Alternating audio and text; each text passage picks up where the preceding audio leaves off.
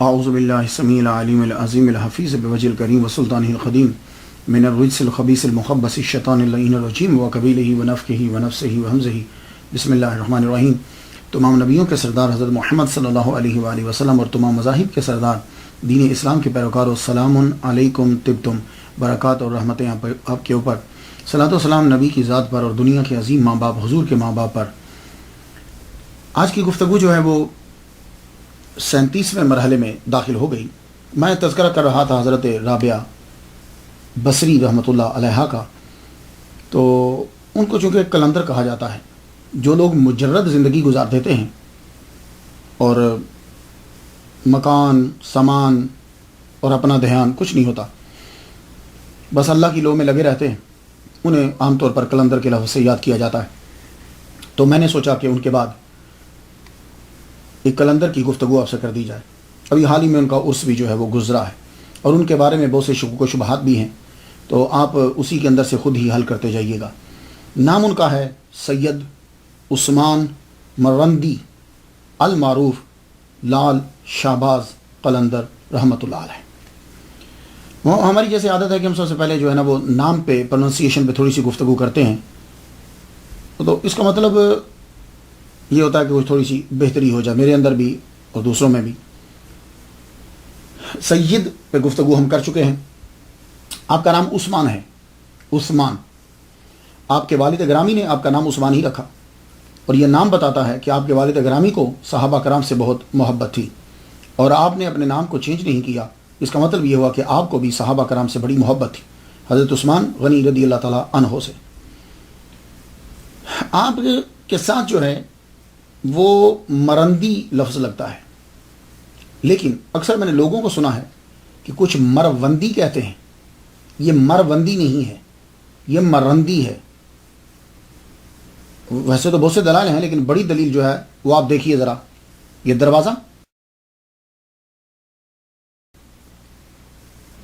اس کے اوپر کیا لکھا ہوا ہے؟ حضرت عثمان مرندی، واو بیچ میں نہیں ہے۔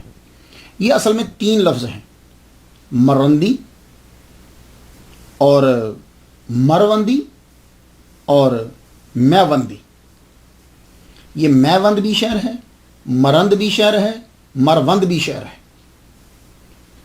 لیکن یہ جو مرند ہے جہاں سے آپ تعلق رکھتے ہیں، اور پھر ایک اور بات ہے کہ را کے اوپر شد نہیں، یہ جو شہر کا جو نام ہے یہ صرف مرند ہے، میم را نون ساکن دال ساکن، مرند۔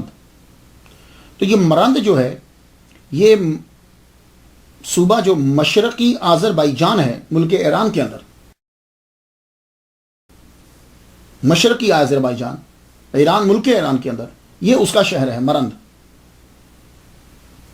اب ایک میوند ہے، یہ بھی شہر کا نام ہے، اور مروند یہ بھی شہر کا نام ہے۔ یہ دونوں افغانستان میں ہیں، یہ ایران میں نہیں ہے، اور آپ جہاں سے تعلق رکھتے ہیں وہ ایران میں ہے۔ تو معلوم یہ ہوا کہ مرندی ہے، نہ مروندی ہے، نہ میوندی ہے۔ اس کے بعد ہم آپ کے نام کے ساتھ دیکھتے ہیں شہباز۔ یہ آپ کے نام کا حصہ جو ہے وہ بعد میں بنا، شہباز۔ شاہ باز یہ 2 ہیں لفظ، ان کا مرکب ہے۔ شاہ علیحدہ لفظ ہے اور باز علیحدہ لفظ ہے۔ شاہ کے اندر شاہ کا معنی جو ہے وہ ڈکشنری کی ہوتا ہے بڑا۔ میں اس کی مثال دیتا ہوں آپ کو، جیسے شاہ رگ بڑی وین، شاہ رگ، شاہ توت بڑا توت، شاہ خرچ بڑا شاہ خرچ ہے، تو شاہ میں نے بڑا خرچ کرنے والا۔ شاہکار اس کا شاہکار یعنی بڑا کارنامہ، کارنامے تو ویسے بھی ہیں اس کے بڑے کام ہیں، لیکن یہ اس کا شاہکار ہے۔ اسی طرح شہباز بڑا باز۔ تو شہباز جو آپ کے نام کے ساتھ لگتا ہے اس کا معنی ہوتا ہے بڑا باز۔ آپ کی پرواز، روحانی پرواز کی وجہ سے آپ کو یہ شہباز کا لقب دیا گیا، لقب آپ کا شہباز بنا روحانی پرواز کی وجہ سے۔ ویسے ایک لفظ اور آپ کے نام کے ساتھ، قلندر۔ یہ قلندر کیا ہے؟ یہ تو قلندر کے سے ایک اصطلاحی مراد ہے اور ایک قلندر کا لفظی معنی ہے۔ قلندر جو ہے یہ ایک گروہ ہے، گروپ ہے ایک فرقہ ہے، کوئی نام دے لیجیے آپ جیسے ریسرچ کریں گے آپ کو ویسے نام مل جائے گا. قلندر کہتے کسے ہیں؟ تو کچھ لوگوں نے شاعری کے اندر تشریح کی. محرما و انجم کا محاسب ہے قلندر. محاسب حساب کرنے والا، محاسبہ کرنے والا.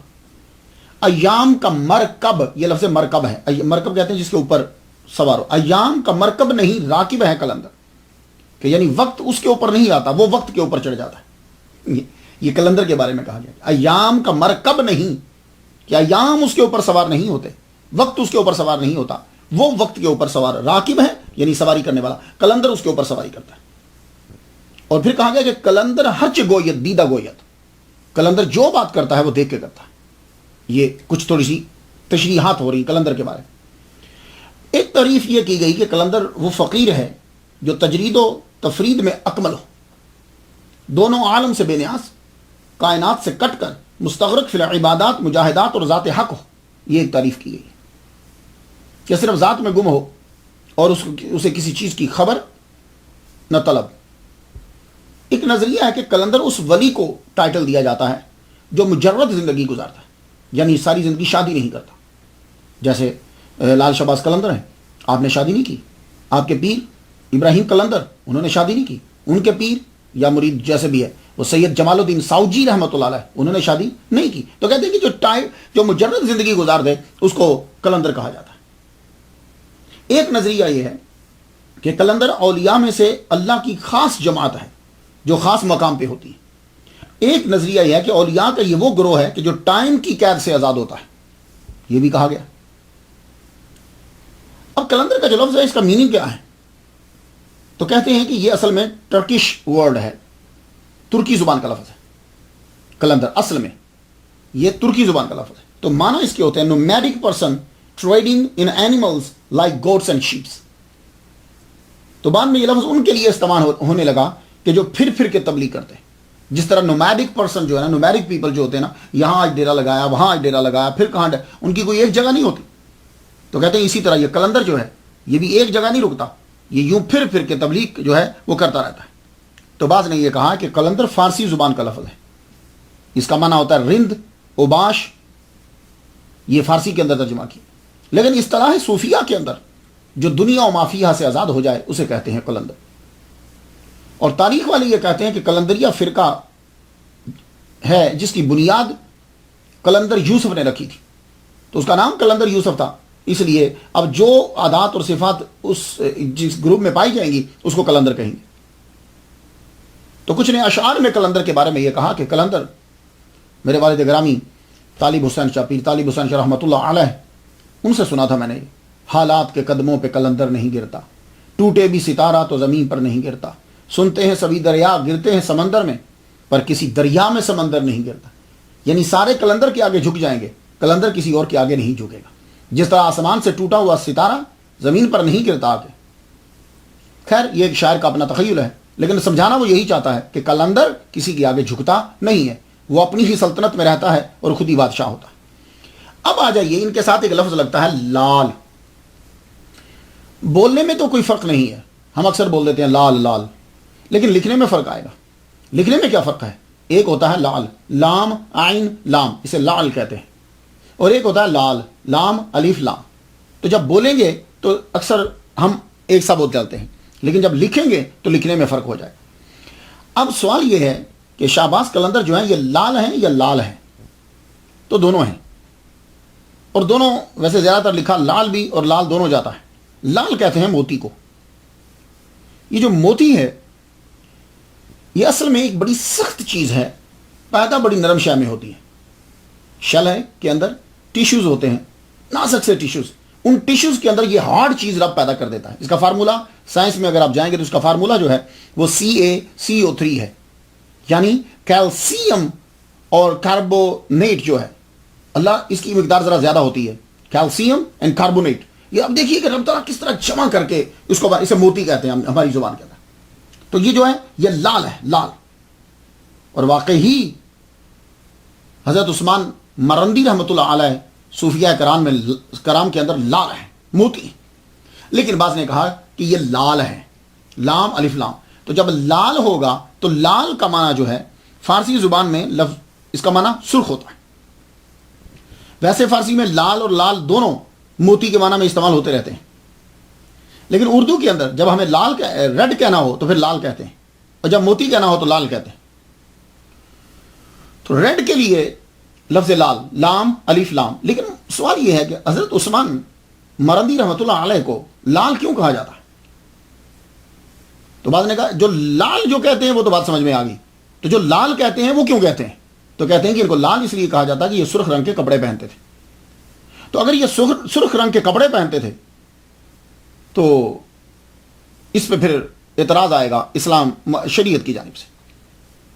تو میں آپ کو ایک جواب دے دوں جو میری تحقیق ہے. اب دیکھیے اولیاء کرام کے بارے میں جو کچھ لکھا گیا وہ عقیدت مندوں نے لکھا، جس کا جو من چاہا اس نے لکھ دیا، جو اس کی سمجھ میں آیا، جو اس نے سنا، نہ اس نے ریسرچ کی نہ تحقیق کی، جو سنا جو اس کے من میں آیا اس نے لکھ دیا اولیاء کرام کے بارے میں. تو جیسی جانچ پڑتال میرے محمد صلی اللہ علیہ وآلہ وسلم کی سیرت پہ ہے، ان کی احادیثوں پر ہے، ویسی جانچ پڑتال ان کے بارے میں نہیں ہے. یہی وجہ ہے کہ کرامتیں ایک دوسرے کے ساتھ ملتی ہیں، بندوں کی ملاقات ایک دوسرے کے ساتھ ہوتی رہتی ہے، لیکن جو ہے وہ معلوم نہیں پڑتا. تو آپ جو سرخ کپڑے پہنتے ہیں، میری ریسرچ یہ ہے کہ یہ صرف اس وقت آپ کے اوپر سرخ چادر دی جاتی تھی جب آپ جذب کی کیفیت میں ہوتے تھے. یہ میری تحقیق ہے.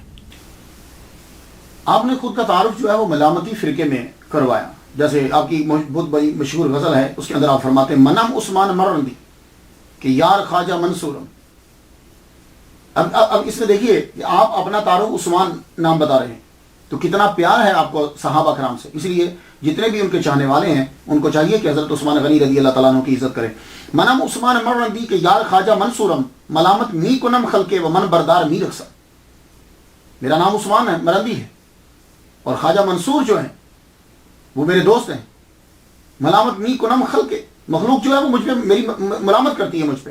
وہ من بردار می رقصم، میں یہ بوجھ اٹھائے رقص کرتا رہتا.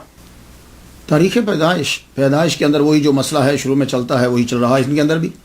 تاریخ پیدائش جو ہے وہ میں نے کافی ساری پڑھنے کے بعد، جس پہ زیادہ ریسرچ تحقیق اور لوگ جمع ہوئے، جمہور جو ہیں وہ 1178 عیسوی ہے، جس کا ابھی 2013 جا رہا ہے، اور 573 ہجری بنتا ہے. آپ 1178 میں ازبک قبیلہ جو خاندان امام جعفر صادق سے تھا اس میں آپ پیدا ہوئے. آپ کا جو قبیلہ تھا نا یہ ازبک قبیلہ تھا. اب آپ کہیں گے جی ازبک میں سید کہاں سے آ گئے، تو پھر بنگالیوں میں کہاں سے آ گئے، اردو اور پنجابی میں کہاں سے آ گئے؟ تو وہی ہوتا کہ کسی نے شادی کی، امام جعفر صادق کی اولاد میں سے کسی نے شادی کی ازبک کے اندر، تو وہ جو ہے آگے نسل جو ہے وہ چلتی رہی. اور وصال جو ہے وہ آپ کا یہ 1274 میں ہے. تو گویا کہ حضرت عثمان مرندی رحمۃ اللہ علیہ المعروف لال شہباز قلندر 97 سال جو ہیں وہ زمین کے اوپر چیے. آپ کے والد کا نام سید کبیر الدین جعفری رحمۃ اللہ علیہ. آپ کے آباء و اجداد پہلے عراق میں آئے، عراق سے مشہد میں آئے، مشہد سے مرند آئے. یہ بات یاد رکھیے. تو کبیر الدین جو ہیں سید کبیر الدین یہ مرند میں رہتے تھے، بڑے زاہد اور عابد، ہر وقت عبادت میں مصروف رہتے. ایک مرتبہ خواب دیکھتے ہیں.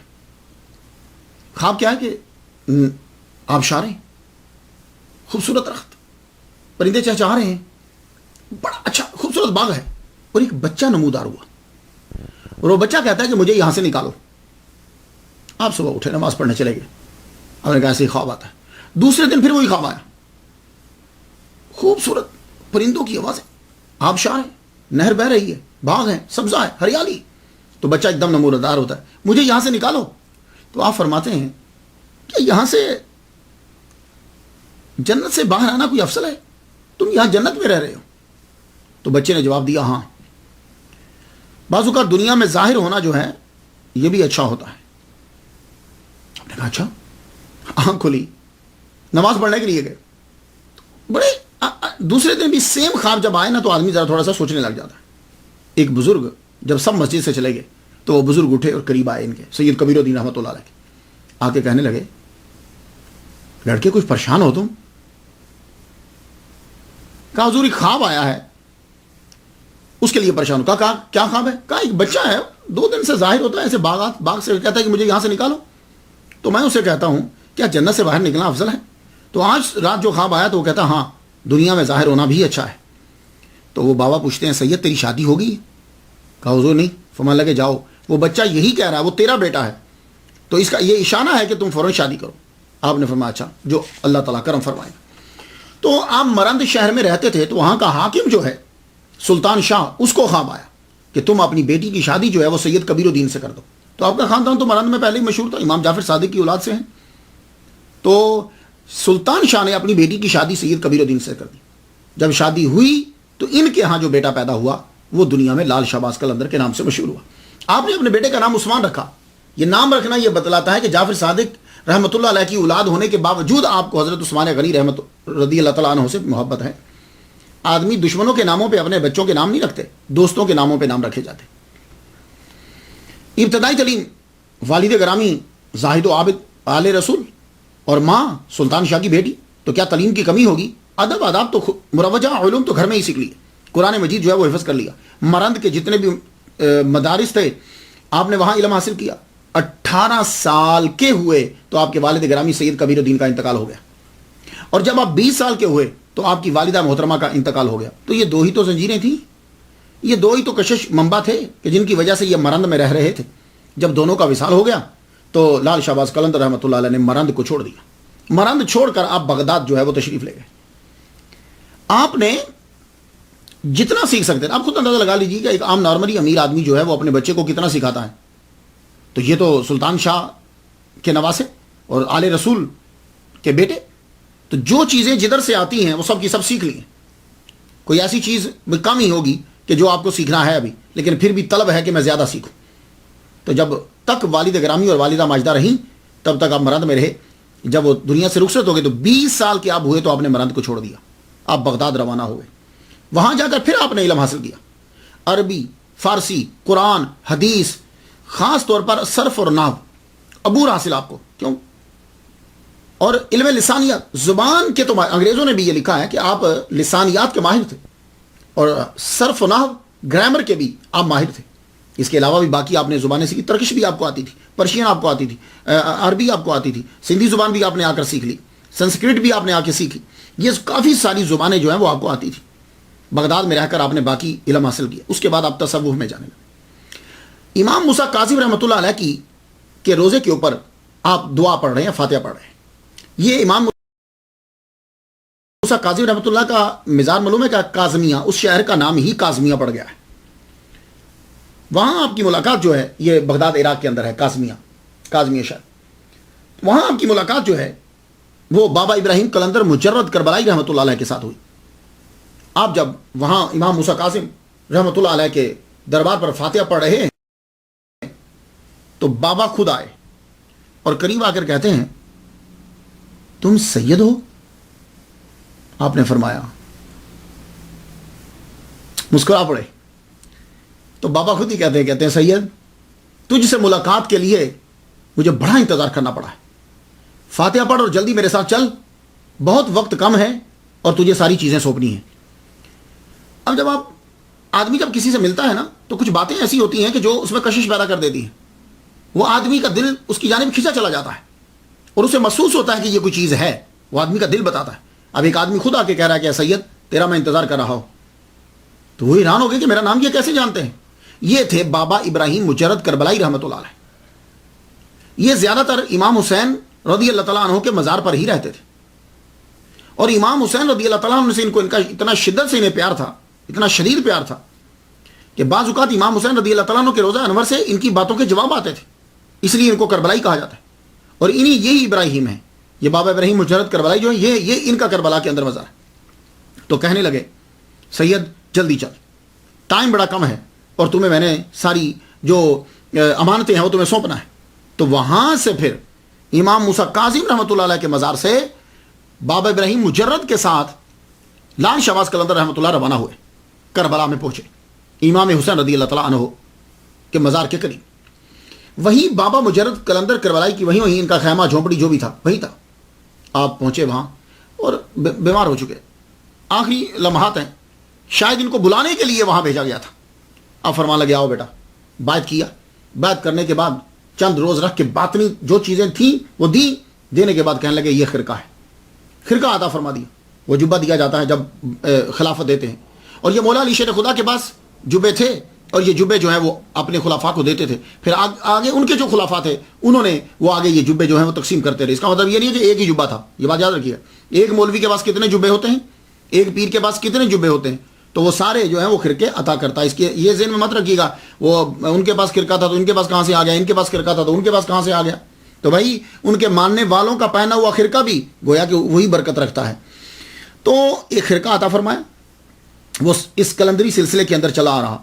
اس کے بعد آپ نے گلو بند دیا, وہ پتھر ہے. یہ گلو بند کیا ہے؟ آج بھی اگر آپ جائیں لال شہباز کلندر پہ آپ وہ گلو بند نظر آئے گا. اس کا اب نام گلو بند پڑ گیا, یعنی نیکلس. پہلے یہ نہیں تھا. کیا تھا اس گلو بند میں, ہے کیا, اس کی ہسٹری کیا ہے؟ وہ اصل میں بابا ابراہیم مجرد رحمۃ اللہ علیہ نے لال شہباز کلندر رحمۃ اللہ کو حضرت زین العابدین رضی اللہ تعالیٰ عنہ کا پتھر عطا فرمایا. یہ گلو بند کے اندر 3 پتھر ہیں. وہ امام زین العابدین رحمۃ اللہ علیہ کے پاس 2 پتھر تھے جو بابا مجرد تک پہنچے یا ان کے خاندان سے یہاں تک پہنچے. کچھ بھی ہو لیکن لال شہباز کلندر کے پاس وہ 3 تھے.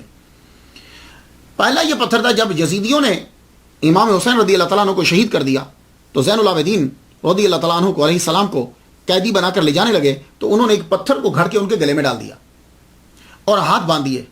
پتھر جب گلے میں ہوتا ہے تو آدمی کا منہ جو ہے وہ نیچے رہتا ہے. ویسے تو لکڑی بھی ڈالتے ہیں لیکن لکڑی سے ذرا اوپر رہتا ہے, پتھر سے جھکا رہتا ہے. تو وہ پتھر حضرت زین العابدین کے گلے میں ڈال دیا اور جب وہ آزاد ہوئے تو وہ پتھر حضرت زین العابدین نے واپس نہیں کیا, وہ ساتھ رہ گئے. تو یہ جو توق بنا کر ڈالا گیا تھا سزا کے طور پر, یہ تھا یہ پتھر. یہ پتھر یا تو ان کی نسل سے چلتا آ رہا تھا تو ان کے پاس تھا, یا بابا مجرد کے پاس تھا, بابا ابراہیم کے پاس, تو انہوں نے ان کو عطا کیا. ایک یہ پتھر تھا. دوسرا پتھر تھا کالے رنگ کا, بلیک, جو آج سارے مل کر آج موجود ہیں گلو بند کے اندر. دوسرا پتھر تھا بلیک کلر کا. یہ بھی حضرت زین العابدین رضی اللہ تعالیٰ عنہ کے پاس تھا.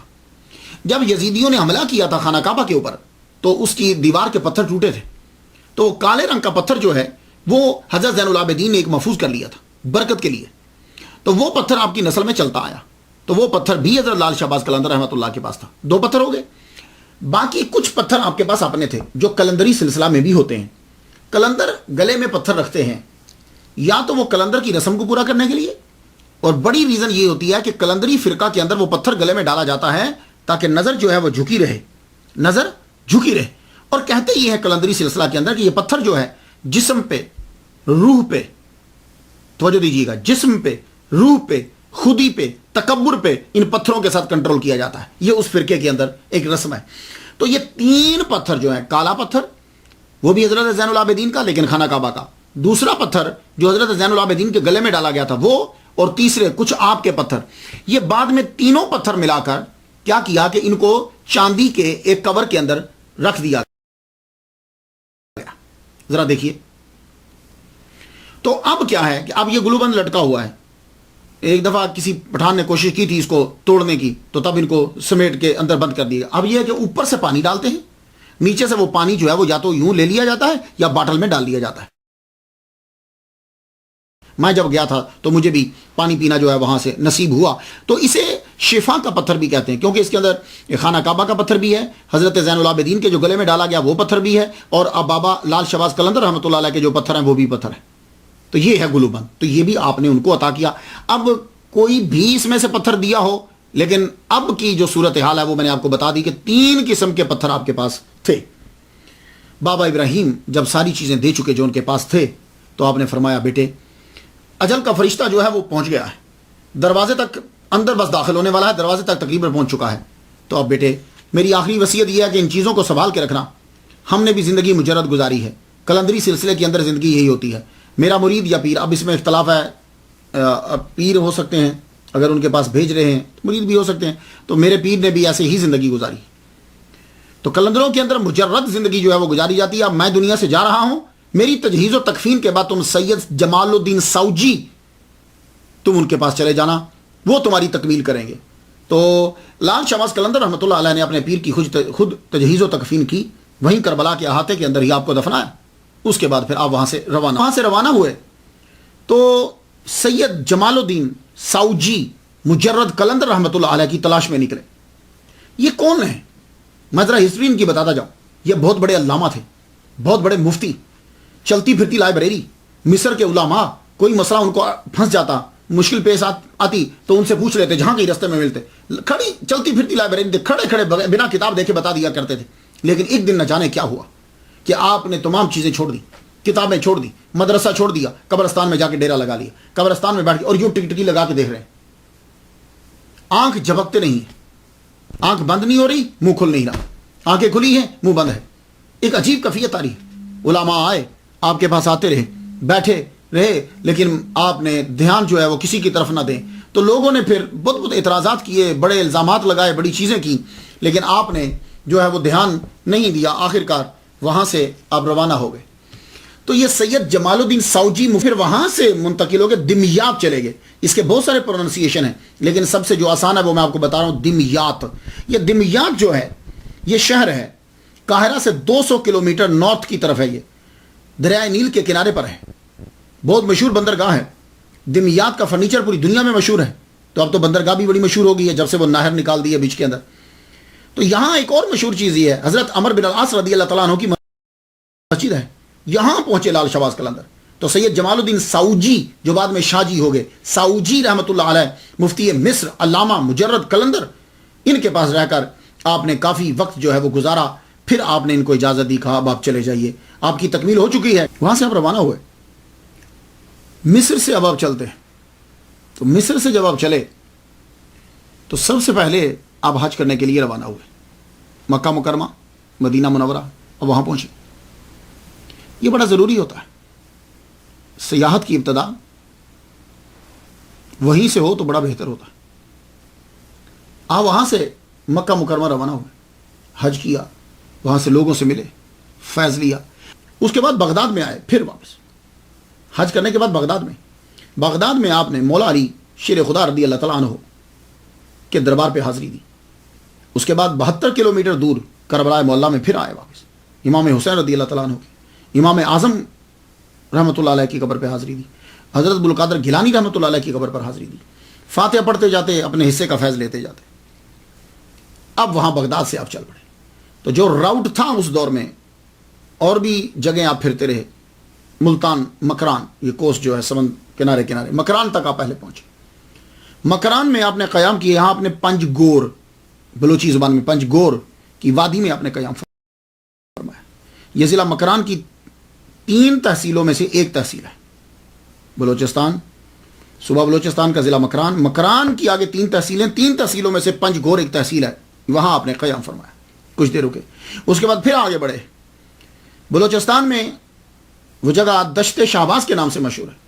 کہتے ہیں کہ وہاں بھی آپ نے قیام کیا، اور بہت سے بلوچی جو ہیں آپ کے فالوور ہوئے اور آپ نے ان کو تبلیغ کی. اس کے بعد منگھو پیر کے اندر بھی آپ آئے، جسے منگو پیر بولتے ہیں. منگھو پیر کے اندر بھی آپ آئے. وہاں پہاڑی ہے، پہاڑی کے اوپر آپ نے چلا کاٹا ہے. اور یہ جو نیچے پیر صاحب ہیں، منگھو پیر جو ہیں، یہ اصل میں کہتے ہیں کہ بابا فرید الدین گنج شکر رحمۃ اللہ علیہ کے مرید ہیں. گاڈ نوز بیٹر، اس میں بھی بہت سی سٹوریز ہیں. سید حاجی شیخ حسن سلطان بتایا جاتا ہے ان کا نام. تو کہتے ہیں کہ وہ جو چشمہ پیدا ہوا تھا، فاؤنٹین جو نیچے سے نکلا ہے، وہ لال شہباز قلندر رحمۃ اللہ علیہ کی کرامت ہے. آپ اوپر چلا پہ بیٹھے تھے، نیچے اللہ تعالیٰ نے آپ کے لیے پانی. خیر، اس کے بعد پھر کہتے ہیں کہ آپ ملتان آئے.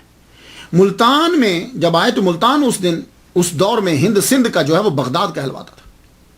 یہاں کے لوگ بھی اور یہاں کے حکمران بھی علم کے اور صاحب علم کے قدردان ہوتے تھے. بہاؤالدین زکریا ملتانی رحمۃ اللہ علیہ تب آپ کا توتی بولتا تھا، مرکز تھا یہ. تو جس وقت لال شہباز قلندر رحمۃ اللہ علیہ ملتان میں تشریف لائے ہیں تو تب ناصر الدین قباچہ کی حکومت تھی. اس کا دور حکومت 1203 عیسوی سے لے کے 1228 عیسوی تک ہے. یہاں آپ کی ملاقات حضرت بہاؤالدین زکریا ملتانی رحمۃ اللہ علیہ سے ہوئی. اکثر لوگ کہتے ہیں کہ بہاؤالدین زکریا ملتانی رحمۃ اللہ کے یہ مرید ہے لال شہباز قلندر. یہی وجہ ہے کہ سہراوردی جو ہیں ان تمام کا یہ دعویٰ ہے کہ لال شہباز قلندر سہراوردی ہیں. لیکن تحقیق کریں اور حقیقت یہی ہے کہ بہاؤالدین زکریا ملتانی رحمۃ اللہ سے آپ کی دوستی تھی، اور دوستی بہت گہری تھی. اور اس گہری دوستی اور سنگت کی وجہ سے لوگوں نے یہ کہہ دیا کہ آپ ان کے جو ہیں وہ مرید ہیں، جبکہ آپ ان کے مرید نہیں ہیں. آپ کی دوستی بابا فرید الدین گنج شکر رحمۃ اللہ علیہ سے، آپ کی دوستی بہاؤالدین ملتانی زکریا ملتانی رحمۃ اللہ علیہ سے. اور یہ دوستی جو ہے بہاؤالدین زکریا ملتانی رحمۃ اللہ علیہ 1170 عیسوی میں پیدا ہوئے اور وصال آپ کا 1267 عیسوی میں ہے. لال شہباز قلندر سے 7 سال بڑے ہیں اور ان کے وصال سے 7 سال پہلے ہی یہ وصال پا گئے تھے. تو ملتان میں جب آپ نے قیام کیا، اس کے بعد سیہون میں شریف میں، سیون شریف جسے ہم بول دیتے ہیں، اس میں ہاں آتی ہے لیکن ہاں بولنے میں نہیں بولتے کیونکہ مشکل لگتی ہے. سیون شریف، سیہون میں آپ جب پہنچتے ہیں، اس کے بعد بھی کئی بار آپ بہاؤالدین زکریا ملتانی رحمۃ اللہ کے ملنے کے لیے ملتان آئے. اتنی دوستی آپ کی مضبوط تھی. بابا فرید الدین گنج شکر رحمۃ اللہ علیہ سے بھی آپ کی لال شہباز قلندر رحمۃ اللہ کی ملاقات ہے. یہ اور ملتان میں بھی ہوتی رہی اور سیاحت کے دوران بھی ہوئی، کیونکہ یہ لوگ چلوں کے لیے، تبلیغ کے لیے اور بہت سے مقامات پر یہ اکٹھے بیٹھا کرتے تھے. بابا فرید الدین گنج شکر رحمۃ اللہ علیہ کی پیدائش جو ہے 1173 عیسوی میں ہے اور وصال آپ کا 1266 عیسوی میں ہوا. تو آپ لال شہباز قلندر رحمۃ اللہ سے 4 سال بڑے ہیں اور قلندر کے وصال سے 8 سال پہلے آپ کا جو ہے وہ وصال ہو گیا. تو معلوم ہوا کہ آپ کی ملاقات بھی ان سے ممکن ہے اور ہوئی آپ سے. تو جو بھی ملاقات جب کسی بزرگوں سے کروائی جاتی ہے تو پلیز صرف اتنا دیکھ لیا کریں کہ کیا اس دور میں وہ ولی زندہ بھی تھا کہ نہیں، کیا اس دور کے اندر وہ ولی کی اتنی عمر تھی کہ یہ جا کر وہاں بیٹھتے. یہ بھی ذرا دیکھ لیا کریں، کیونکہ ہمیں بہت ساری چیزوں پہ پھر دوبارہ سے دھیان دینا ہے. صرف اتنا ہی نہیں کہ فلاں صاحب نے یہ لکھ دیا ہے تو ہم اسی طرح لکھ دیں. جیسے لال شہباز قلندر رحمۃ اللہ علیہ کی ملاقات بو علی شاہ قلندر رحمۃ اللہ علیہ کے ساتھ اس طرح بتلائی جاتی ہے اور دیو مالائی قصے بیان کیے جاتے ہیں کہ جیسے یہ اسلام کا کوئی حصہ نہیں ہے بلکہ ماں بھارت کا کوئی ایک کریکٹر ہے. عجیب عجیب قسم کی سٹوری میں پڑھتا ہوں لیکن میں وہ بیان نہیں کرتا، ٹائم نہیں ہوتا. تو ایک بات یاد رکھیے گا، لال شہباز قلندر رحمۃ اللہ علیہ اور بو علی شاہ قلندر ملاقات ہو سکتا ہے، پاسبل ہو سکتا ہے کہیں ہوئی ہو، میں انکار نہیں کرتا. لیکن جو یہ کہا جاتا ہے کہ لال شہباز قلندر اجازت لے کر آئے بو علی شاہ قلندر سے یہاں، یہ ٹوٹلی رانگ ہے، ٹوٹلی غلط ہے. وہ کس طرح؟ سن لیجئے. بو علی شاہ قلندر رحمۃ اللہ علیہ 1209 میں پیدا ہوئے ہیں. غور سے سنیے گا، بو علی شاہ قلندر 1209 میں پیدا ہوئے ہیں. آپ لال شہباز قلندر رحمۃ اللہ علیہ سے 32 سال چھوٹے ہیں. 32 سال چھوٹے ہیں آپ. اور جب لال شہباز قلندر 1227 میں سیون شریف میں سیہون میں داخل ہوئے تو بو علی شاہ قلندر رحمۃ اللہ کی عمر ٹوٹلی 17 سال تھی. 17 سال کے لڑکے تھے تب، 17 سال کی عمر تھی آپ کی. اب باقی ساری سٹوریز کا اندازہ آپ خود لگا لیجیے. تو تب آپ کی عمر کتنی تھی؟ 51 سال کے 50 سال کے قریب تو تھی آپ کی عمر جب آپ سیہون شریف میں داخل ہوئے. تو اب خود سوچئے کہ باقی یہ سٹوریز اور یہ کیا ہوگا. اور جب لال شہباز قلندر رحمۃ اللہ علیہ بہاؤالدین زکریا ملتانی رحمۃ اللہ علیہ کے ساتھ، بابا فرید الدین گنج شکر رحمۃ اللہ علیہ کے ساتھ روحانیت کے اعلیٰ مقامات کی سیر کر رہے تھے، تب بو علی شاہ قلندر رحمۃ اللہ کی عمر ٹوٹلی 20 سال تھی، اس سے بھی کم تھی.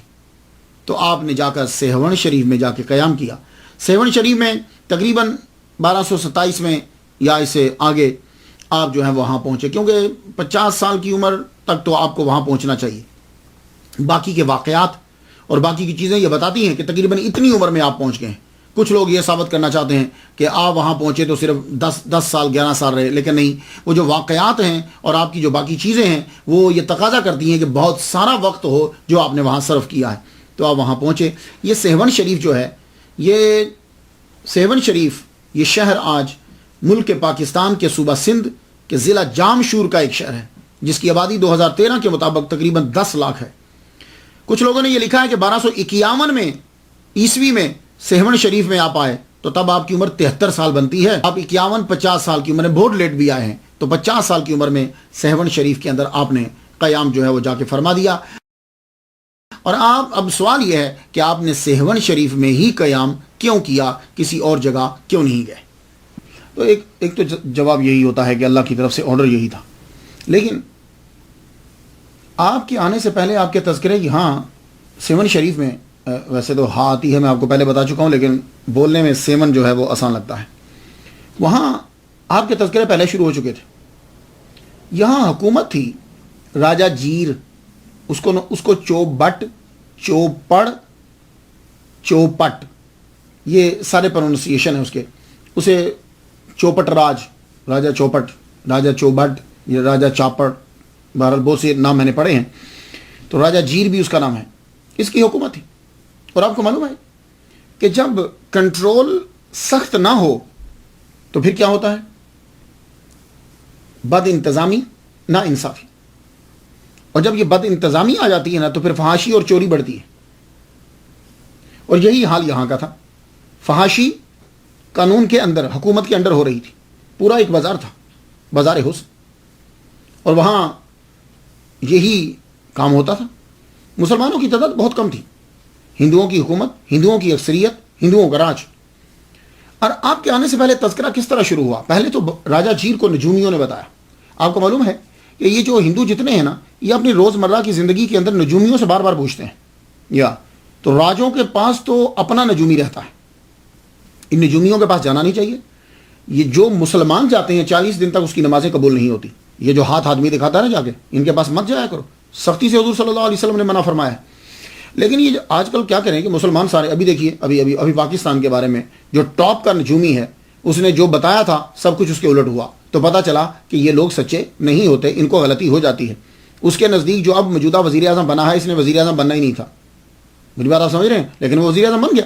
تو معلوم یہ ہوا. تو یہ جو بڑے بڑے راجا اور بادشاہ ہوتے تھے نا پرانے، یہ نجومیوں کو پاس رکھتے تھے. اور جو ہندوؤں کے اندر آج آپ دیکھ لیجیے، شادی کرنی ہو، کام کرنا ہو، کچھ بھی کرنا ہو، نجومیوں کے پاس ضرور جاتے ہیں. تو راجہ جیر کے اپنے نجومی تھے. نجومیوں نے اسے بتا دیا تھا کہ دیکھو بھائی، تیری سلطنت کے اندر ایک ملیچ آئے گا.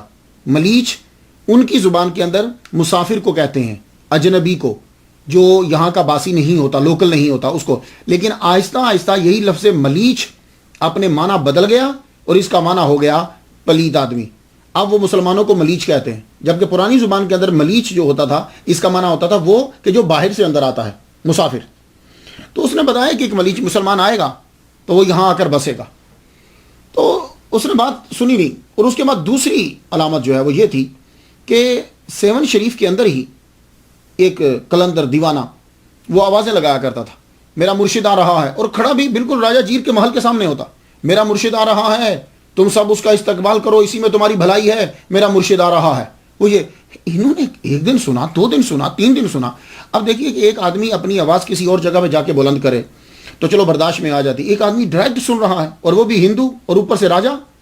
اب وہ سنے کہ بھائی ایک مسلمان کی تو بات کر رہا ہے. اس کو روکا، نہیں رکا، مارا، شاید چپ کر جائے، مارنے سے بھی پکڑ کے اندر بند کر دیا. پھینٹی لگاؤ روز اس کو. مسلمانوں کی آمد کی خبر دیتا ہے اور مسلمانوں کی جے جے کار کرتا ہے، ہماری نہیں. مارو اس کو، بڑا مارا، زنجیروں سے باندھ دیا. تو وہ بودلا جو تھے، وہ جو بھی تھے، وہ جگہ کو صاف کرتے بیٹھے اور ایک ہی نعرہ لگا، میرا مرشد آ رہا ہے، میرا مرشد آ رہا ہے. تو اسی جگہ میں آپ تشریف لائے.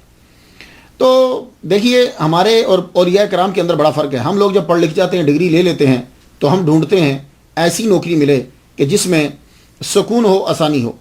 اولیاء کرام کو میں نے دیکھا ہے کہ جب یہ پڑھ لیتے ہیں، سارا علم حاصل کر لیتے ہیں، تو ایسی جگہ جا کے نوکری ملتی ہے جہاں مشکلات ہوں اور پریشانی ہو، وہاں جا کر ان کو نوکری ملتی. اب دیکھیے کہ اتنا پڑھنے کے بعد ماہر لسانیات ہیں، گرامر کے اندر ایکسپرٹ ہیں، کئی زبانوں کے ماہر، یہ علم قرآن حدیث سب جانتے ہیں. نوکری آ کے کہاں ڈھونڈی؟ سب سے مشکل جگہ، کہ جہاں ہندوؤں کی حکومت، ہندوؤں کی اکثریت. اور رکے کہاں آ کے؟ کہ اس جگہ کے آغاز میں رکے کہ جس کے آگے سارا پورا بازار طوائفوں کا ہے. وہاں آ کر لال شہباز قلندر نے ڈیرا لگا لیا. کتنی مشکل جگہ، کتنی مشکل نوکری. جب ڈیرا آپ نے لگا لیا تو لال شہباز قلندر رحمۃ اللہ علیہ اکیلے نہیں آئے تھے، آپ کے ساتھ درویشوں کی پوری جماعت تھی. آگے ڈیرا آپ نے لگا لیا. اب ہوتا کیا ہے کہ یہ جو بازار حسن ہوتا ہے نا، دن کے وقت یہاں اندھیرا لگتا ہے اور روشنی رات کے وقت ہوتی ہے. دن کے وقت سب کچھ چیزیں بند ہو جاتی ہیں اور رات کے وقت ہر شے جو ہے وہ کھل جاتی ہے. اب جب رات ہوئی تو لوگ آنے لگے. اب جب آئے تو دیکھا کہ آغاز ہی میں ہی، بازار کے شروع میں ہی فقیروں کا ڈیرا ہے. تو آپ اپنا خیمہ لگا کے دروازے کو کھلا رکھ کے آپ وظیفے میں مشغول ہو گئے. جو ہی وہ انٹر ہوں، ایک عجیب سا ایک جھجک اور دبدبا اور ہیبت طاری ہو جائے ان لوگوں کے اوپر، بڑے پریشان ہوں. تو یہ پہلی رات تھی. آدھے چلے گئے، آدھے آگے گزر گئے، آدھے واپس چلے گئے. تو کام ذرا ماند پڑ گیا، گاہک کم ہوئے. خسر پسر شروع ہوئی. کہنے لگے یار آج گاہک کچھ کم آئے ہیں، پتہ تو کرو کیا وجہ کیا ہے. لوگ آپ کو پتا بازار میں پھرتے ہی رہتا ہوں، بتایا یار کچھ لوگ آئے ہیں، آ کے ڈیرا لگا لیا بازار کے شروع میں انہوں نے. صبح کے وقت سب گئے، کہنے لگے او تمہاری وجہ سے لوگ جو ہیں وہ کم آئے ہیں، تم یہاں سے اپنا ڈیرا ہٹا لو. آپ نے فرمایا بھئی دیکھو ہم اللہ کے بندے ہیں، اس کی زمین کے اوپر آ کے بیٹھے ہوئے ہیں. یہ تمہارے نہ تو بازار کے اندر ہے، نہ یہ تمہاری ملکیت ہے، ہم باہر بیٹھے ہوئے، ہم تو اللہ کے حکم کے پابند ہیں۔ یہ درویشوں سے گفتگو ہو رہی ہے۔ واپس چلے گئے یہ لوگ، باقی بات تو ٹھیک تھی۔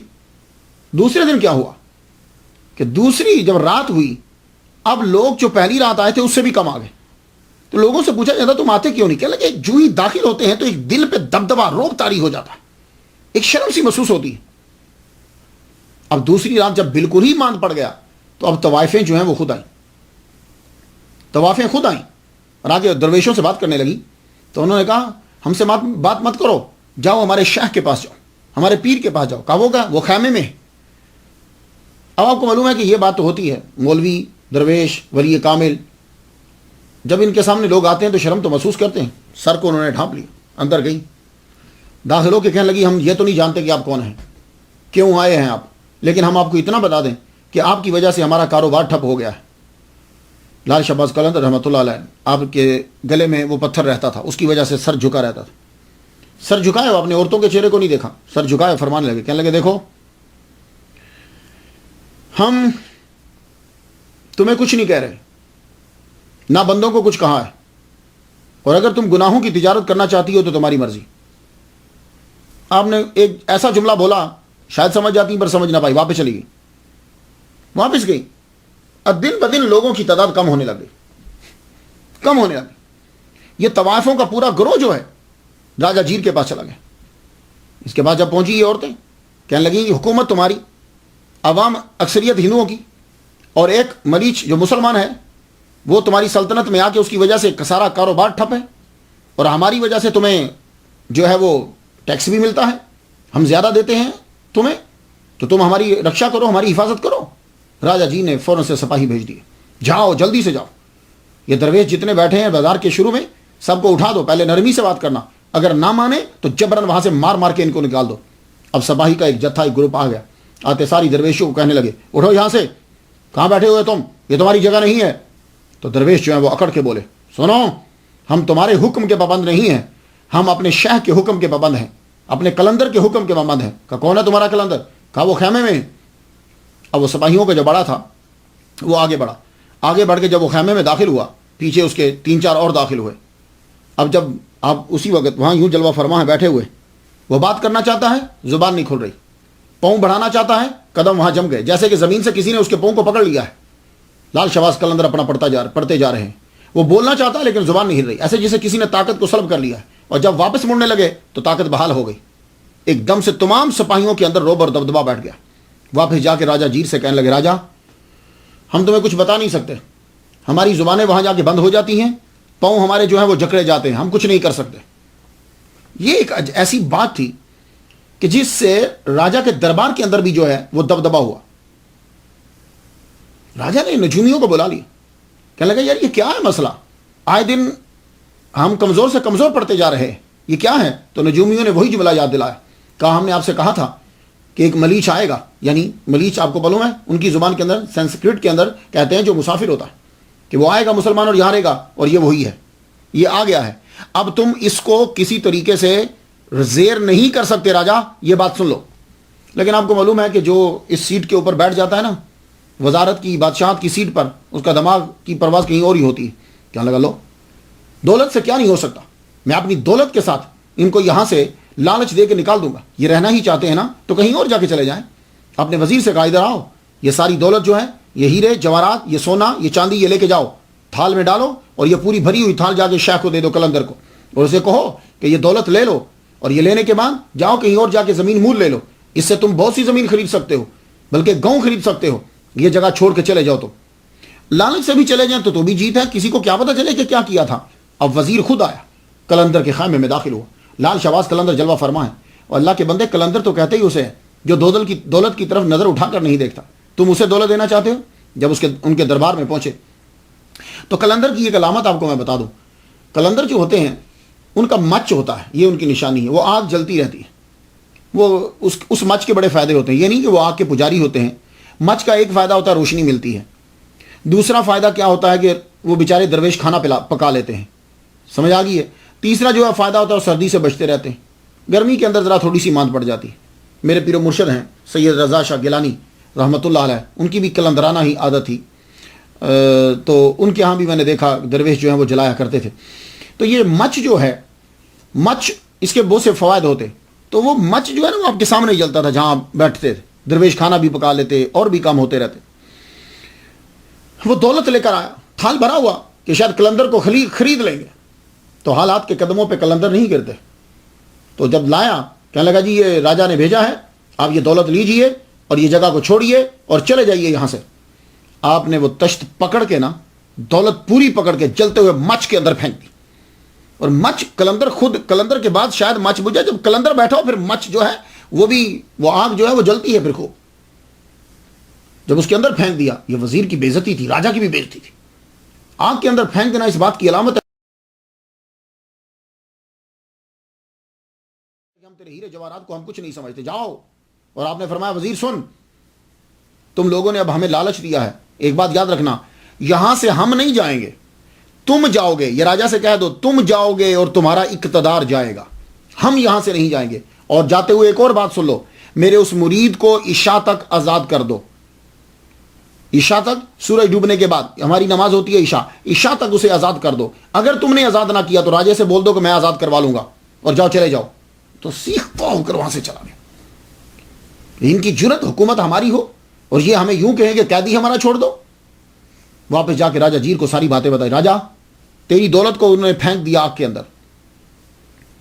دوسری بات، اس نے یہ کہا ہے کہ میرے مرید کو چھوڑ دو جو تم نے قید کر رکھا ہے، اب وقت آ گیا ہے کہ تم اسے چھوڑ دو، نہیں تو میں عشاء کے وقت میں خود چھڑا لوں گا۔ راجا نے کہا اچھا دیکھتے ہیں کیسے چھڑاتا ہے، دروازے اچھی طریقے سے بند کر دو، ہم دیکھتے ہیں کہ آپ کیسے چھڑائیں گے۔ عصر، مغرب، عشاء کا وقت ہوا، لال شہباز قلندر رحمۃ اللہ علیہ نے نماز پڑھائی، نماز پڑھی۔ نماز پڑھنے کے بعد آپ نے وہ جیل جس طرف تھی وہ بالکل محل کے قریب تھی، جیل کی جانب آپ نے منہ کیا۔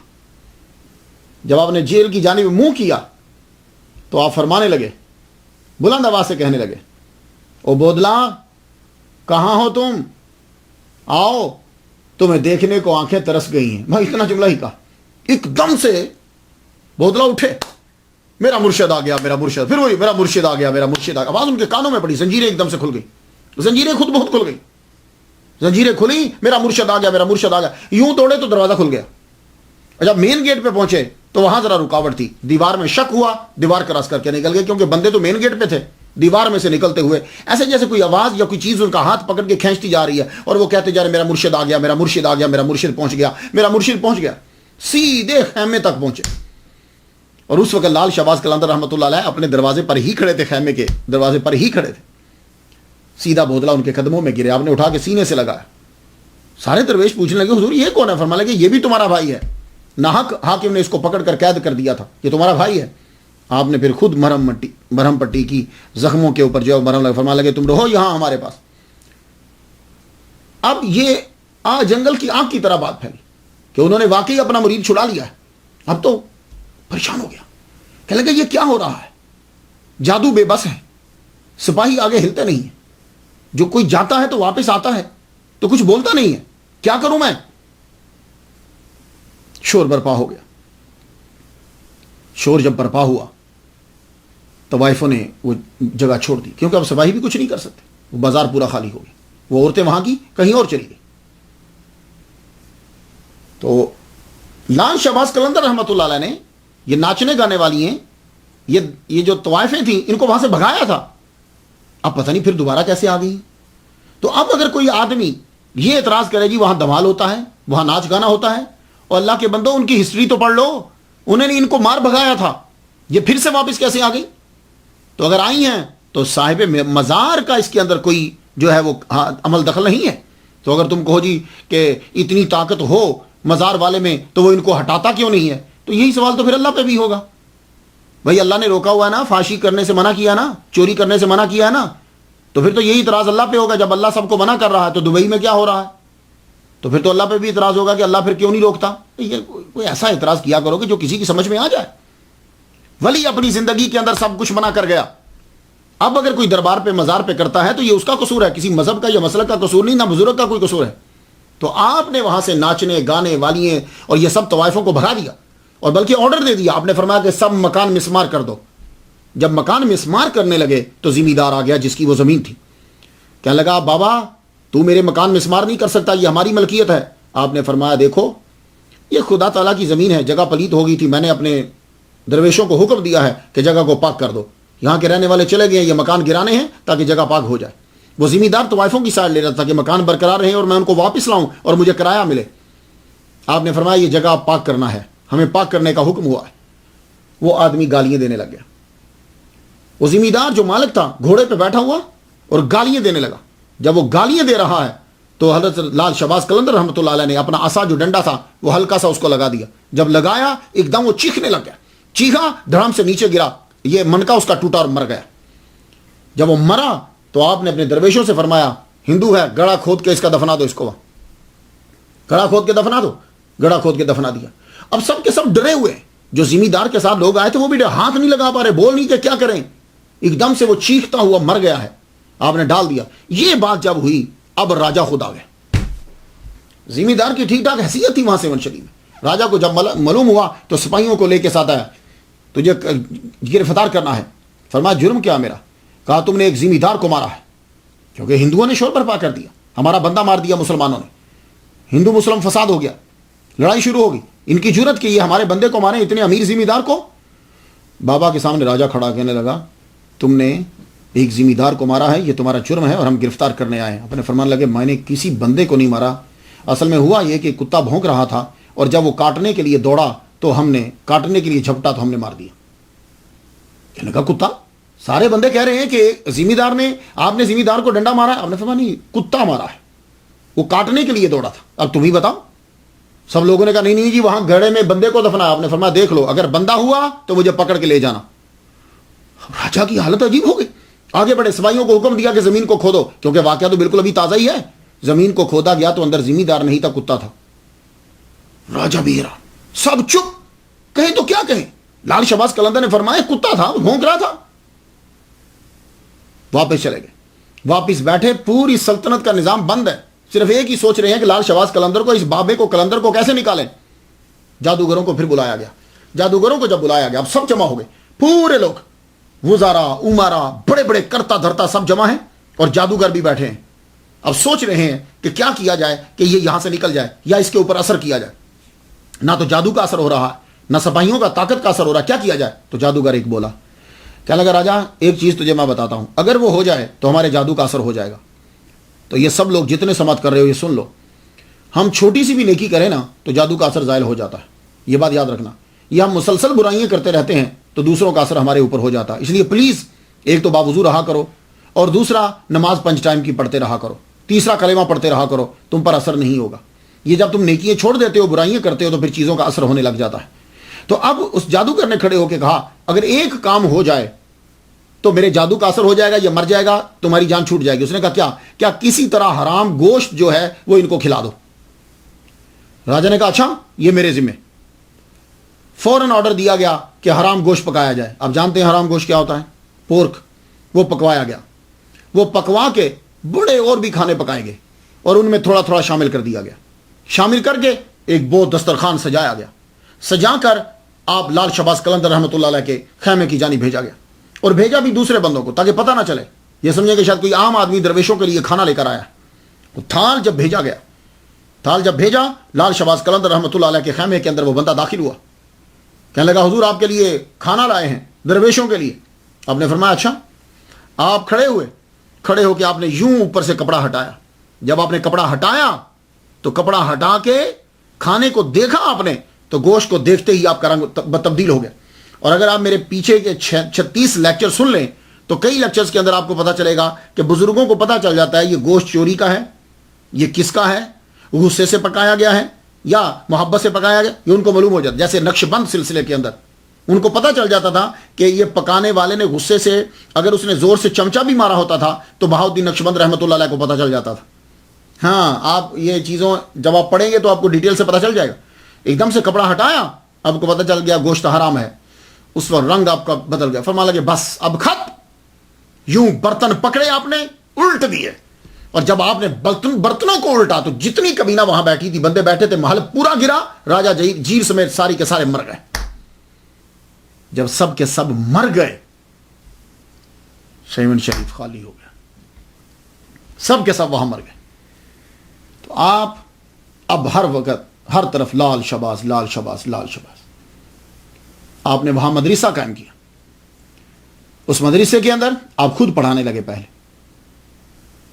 زبانوں کا علم ہوتا، آپ سندھی بھی جانتے تھے، سنسکرت بھی آپ جانتے تھے، عربی فارسی تو خیر آپ جانتے ہی، ترکی زبان بھی آپ کو آتی تھی، ٹرکش بھی آتی تھی.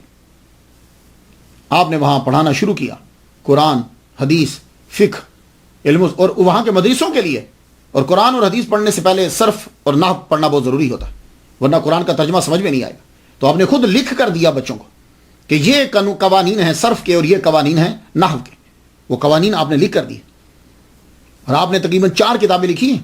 عقد کے اوپر بھی آپ کی کتاب ہے، صرف پہ بھی آپ کی کتاب ہے، یہ کتابیں صرف صغیر ہے، یہ بھی کتاب میزان الصرف بھی کہتے ہیں. یہ چیزیں جو ہیں وہ آپ کتابیں آپ نے لکھی، اور مدرسے کے اندر لوگ جو ہیں وہ پڑھنے لگے. آج تک اگر نام زندہ ہے نا تو صرف 1-2 بندہ پیروکار نہیں ہوتا کہ جس کی وجہ سے نا، پھر یہ سمجھ جاؤ کہ وہ زبان، ہر زبان کے اوپر اس کا نام ہے.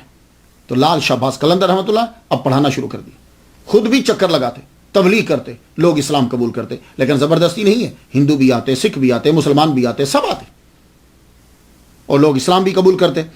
سب سے زیادہ آپ سے محبت جو وہاں کی، وہ ایک قبیلہ ہے ہندوؤں کا. ہندو بھی آج بھی ہندو آتے ہیں. ان میں سے جو ہندو ہے کانوگو کو پروننسیشن جو بھی ہے، تو یہ جو لوگ ہیں یہ آپ سے بڑی محبت کرتے تھے. ان کی بیوی ہیں، ان کی عورتیں آپ سے بڑی عقیدت رکھتی تھی.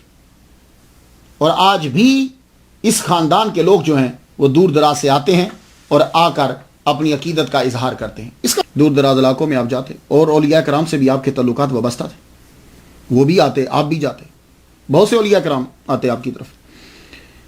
ایک رسم مہندی لے جانا ہے، مہندی، اور وہ آپ ابھی بھی وہاں دیکھیں گے. یہ اس کا پس منظر کیا ہے؟ اصل میں آخری جو عمر آپ کی گزری نا، آخر جو 5 7 8 سال ہیں، جذب کی کیفیت آپ کے اوپر طاری رہے گی. اور بیچ میں بھی ایسے ہی ہوتا تھا، کئی دن آپ کے اوپر جذب کی کیفیت طاری رہتی تھی. تو آپ کیا کرتے تھے؟ پھر گلے کے اندر آپ وہ پتھر جو ہے وہ ڈال لیتے، اور پھر آپ گلی میں گزرتے، جہاں من آتا وہاں بیٹھ جاتے، یوں پھرتے رہتے تھے. تو جب جذب کی ایک دور کے اندر کیفیت آ رہی تھی آپ پر، تو آپ ایک گلی کی نکڑ پہ بیٹھ جاتے تھے، گزرتے اور وہاں بیٹھ جاتے. وہ بازار جو تھا نا، وہ گلی جو تھی، محلہ جو تھا، وہ ہندوؤں کا ایک خاص جو ہے قبیلہ تھا، کانوگو جو پروننسیشن، سوری اگر غلط ہو جائے. تو یہ جو قبیلہ تھا، یہ اس کے بندے بھی آپ سے بڑی عقیدت رکھتے تھے، اور عورتیں بھی، اور عورتیں بڑی باپردہ تھیں. جیسے مسلمان کے سید زادیاں پردہ کرتی ہیں نا، ویسے پردہ کرتے تھے لوگ، شاید ان سے متاثر ہوں گے. تو وہ جب بھی باوا آتے نا، لال شہباز قلندر رحمۃ اللہ علیہ، تو وہ بالکنی سے دیکھتی، ونڈو بند کر کے تھوڑی سی کھولتی اور دیکھتی رہتی. لیکن آپ کے گلے میں تو پتھر ہوتا تھا، آپ تو یوں سر جھکائے رکھتے تھے. اس کا من چاہتا تھا کہ میں کبھی بابا کی زیارت کروں. آپ گزرتے، تھوڑی دیر بیٹھتے، جذب میں گزر جاتے، آتے، جذب میں گزر جاتے. وہ کیفیت ہی. آپ ایک دن کیا ہوا کہ جب آپ گزر رہے تھے، وہ ونڈو میں سے گر گئی یا اس نے خود کو گرا دیا، اللہ عالم، اللہ بہتر جانتا ہے، گر گئی یا گرا دیا، سیدھی آ کر آپ کے قدموں میں گر گئی. آپ پتہ جب آدمی اوپر سے گرتا ہے نا تو زیادہ تر چوٹ یہاں لگ جاتی ہے، وہ منکا ٹوٹ گیا، وہ تڑپی. اب آپ کی نظر تو نیچے تھی، آپ پر جو چادر تھی نا، آپ نے اٹھا کے اس کے اوپر دے دی، چادر اٹھا کے اس کے اوپر دے دی. کاش کے ولیوں پر اعتراض کرنے والے تحقیق سے ان کے واقعات کو پڑھ لیتے، تو پھر وہ اپنے سپیکر پہ اتنا چیخ اور چلا کر لال شہباز قلندر کے بارے میں نہ بولتے اور اپنی عاقبت کو خراب نہ کرتے. تو آپ نے چادر دے دی اس کے اوپر، چادر دی، وہ بیچاری مر گئی. جب مری، اب آگے وہ پورا قبیلہ پہلے ہی آپ سے عقیدت رکھتا تھا. کئی لوگ آپ کی محبت میں کاروبار چھوڑ چکے تھے اسی قبیلے کے. وہ آئے تو لے جانے لگے، اب جائیں اس کو اٹھاتے ہیں اور جلا دیں گے. ہندوؤں کے یہاں تو جلاتے ہیں. اٹھایا جا تو لاش نہیں اٹھتی، 1 2 3 4 5. پھر آپ خود ہی بول اٹھے، فرمانے لگے تم سارا سیون بھی لے آؤ نا تو اس کی لاش نہیں اٹھا پاؤ گے. کیوں بابا، کیا اس سے کوئی جرم ہو گیا ہے؟ فرمانے لگے نہیں، اس سے جرم نہیں ہوا، اب اس کی ارتھی نہیں، اس کا جنازہ اٹھے گا. تو جب جنازے کا مطلب کیا ہوتا ہے؟ یعنی جلائیں گے نہیں. فرمانے لگے اس کا جنازہ اٹھے گا. اب اس کا جنازہ اٹھا. اس کی قبر آج تک موجود ہے. تو وہاں سے مہندی جو ہے وہ ہندو قبیلہ لے کر جاتا ہے. اب ذرا دیکھیے اسے.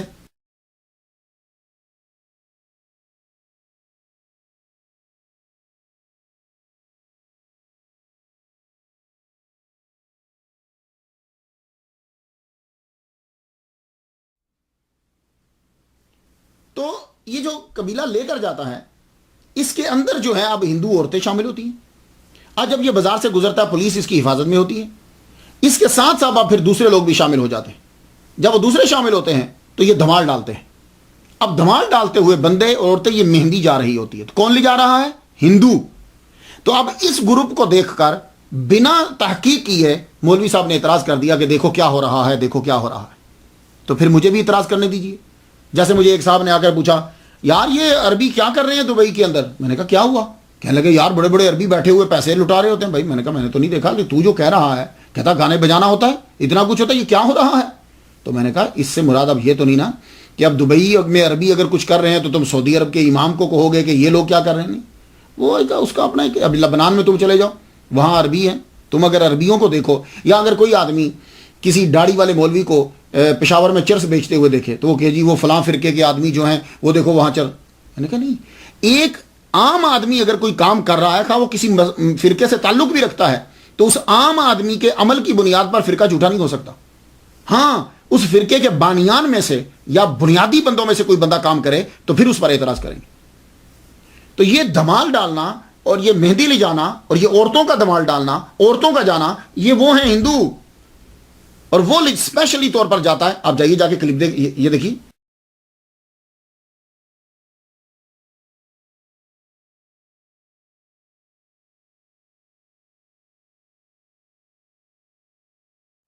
اور وہاں جا کے دیکھ لیجئے.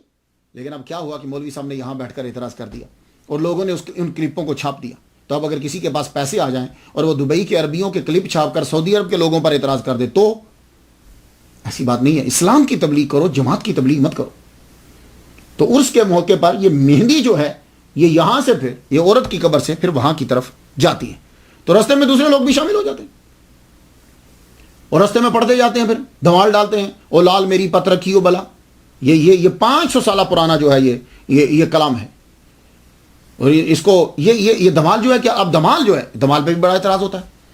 آپ اصل میں چکر کیا ہے کہ پاکستانی جتنے لوگ ہیں نا ان کا نالج باہر کے بارے میں بہت کم ہے. میں تو ملکوں میں پھرا ہوں، یہ دبئی میں، سعودی عرب میں، عمان میں، یہ ان ملکوں میں قطر میں، دوحہ، ان میں گیا ہوں.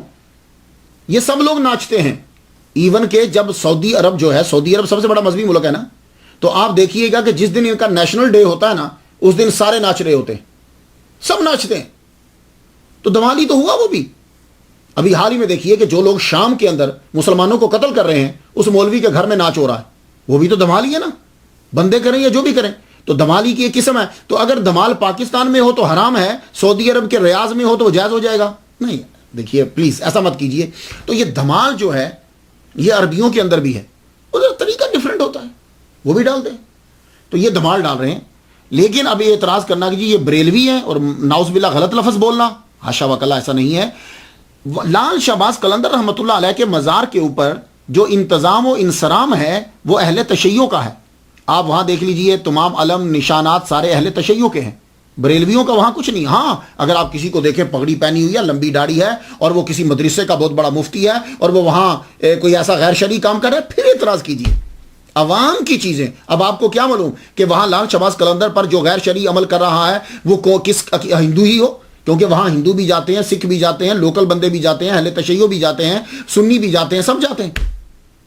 تو پھر وہ جو کام کر رہا ہے وہ کون ہے؟ آپ کو کیا بتا؟ آپ نے بتایا تو نہیں کہ اس کا مسئلہ کیا ہے. آپ نے کہا جی یہ لال شہباز قلندر کے مزار پہ یہ ہو رہا ہے. تو وہاں سب اقسام کے آدمی جاتے ہیں، وہاں ہندو بھی جاتے ہیں، سکھ بھی جاتے ہیں، لوکل لوگ بھی جاتے ہیں، جو گاؤں سے آتے ہیں وہ بھی جاتے ہیں، جاہل ہیں وہ بھی جاتے ہیں، جو پڑھے لکھے کچھ ہیں وہ بھی جاتے ہیں. اور ہر ایک اپنی رسومات ادا کر رہا ہے. ہندو اپنی رسم ادا کر رہا ہے، اہل تشیع اپنی رسمیں ادا کر رہے ہیں، سنی کا ایک فاتحہ پڑھنے کا طریقہ ہے وہ اپنا کرتا ہے، اور جو لوگ جاہل ہیں، جو کچھ لوگ وہاں جا کر نشہ بھی کرتے ہیں، وہ اپنا کام کر رہے ہیں. تو وہاں ایک بندہ رسم ادا نہیں کر رہا سب. اس لیے پلیز خدا کے لیے لوگوں کو کسی فرقے کے خلاف اس طرح مت ابھارو، ان کو حقیقت بتلاؤ. اب وہاں انتظام و انصرام سب اہل تشیع کا، آپ دیکھ لیجئے بڑے بڑے علم لگے ہوئے ہیں، ہر جگہ انہی کی چیزیں پڑی ہوئی، انتظام و انصرام ان کے پاس۔ تو لال شہباز قلندر وہاں یہ ہندوؤں کا یہ خاندان کانوگو، اس کے افراد آج بھی دور دراز سے آتے ہیں لال شہباز قلندر کے دربار پر، یہ لوگ اور یہ سب لوگ جاتے ہیں۔ تو اگر کوئی ایسا کام ہو رہا ہو تو پوچھو تمہارا مذہب کیا ہے، تو کسی مدرسے کا مفتی ہے، تو نے 3000 کتابیں لکھی ہیں، اگر وہ کہ ہاں تو پھر اعتراض کیجیے۔ مثلا اگر وہ بیچارہ اہم آدمی کسی گاؤں سے آیا کوئی کام کر رہا ہے تو اب اعتراض اس پہ نہیں ہو سکتا۔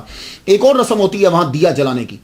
یہ دیا جلانے کی کیا رسم ہے؟ لال شہباز قلندر رحمۃ اللہ علیہ جب 7 شریف میں پہنچے تو وہاں ایک چٹھا عمرانی، یہ بھی راجہ خاندان سے تھا، اس نے اسلام کے بارے میں سنا تو پھر یہ عرب امارات کے اندر پھرا، عرب ممالک میں جب گیا وہاں جا کر اس نے اسلام اور مسلمانوں کو دیکھا، دیکھنے کے بعد اس نے اسلام قبول کیا، پھر یہ حج کرنے کے لیے چلا گیا، حج کرنے گیا، وہاں اللہ تعالیٰ نے اس کو روحانیت عطا فرمائی، حج کرنے کے بعد واپس یہ 7 شریف میں آیا، جب آیا تو یہاں آ کر اس کو راجہ اور اس کے خاندان کے لوگوں نے بڑا تنگ کیا، اس کی بد دعا، اس کی آبرو پر حملہ کرنا چاہا، اس کی بد دعا سے خاندان تو تباہ ہو گیا، یہ بچا۔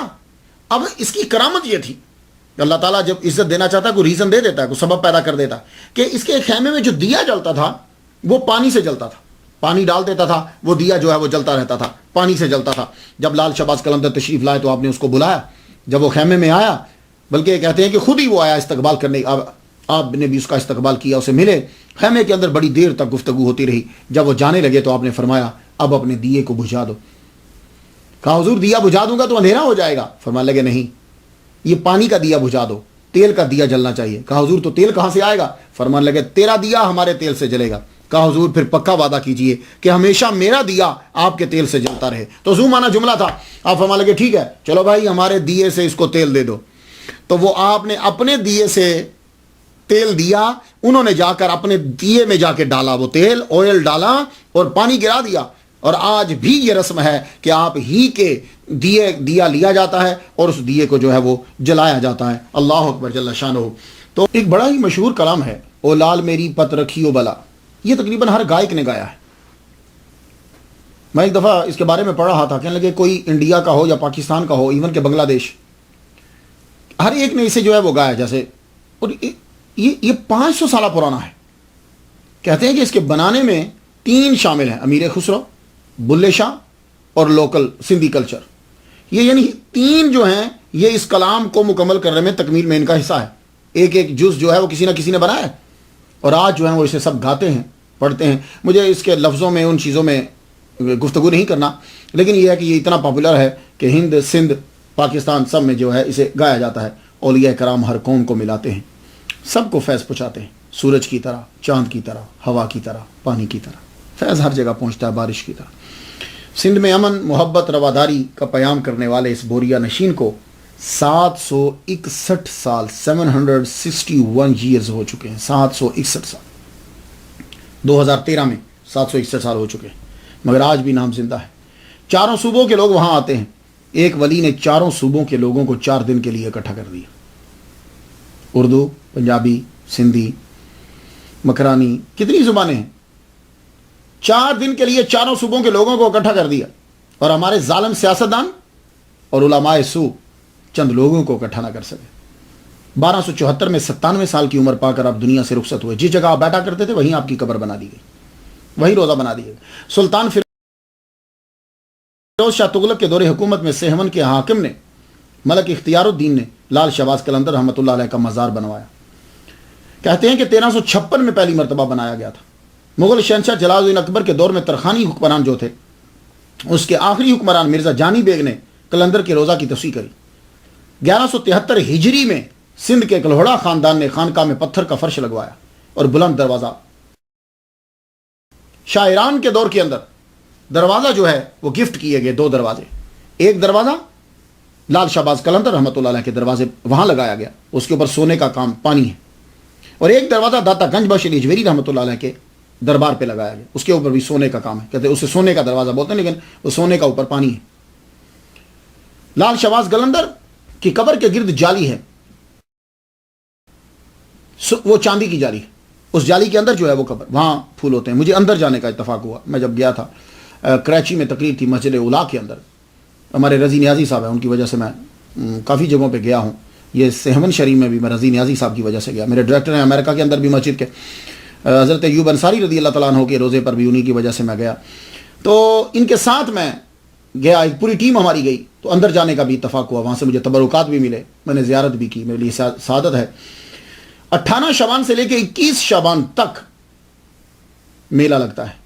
2013 میں چاند کے سالوں کے حساب سے, چاند کی تاریخ کے حساب سے 761واں عرس بنتا ہے, اور سورج کے حساب سے 736واں بنتا ہے, کیونکہ دونوں میں فرق پڑتا رہتا ہے ہر سال. میں تو ان کے لیے فاتحہ پڑھ چکا, آپ بھی کلندر کے لیے ایک مرتبہ فاتحہ پڑھ دیجیے.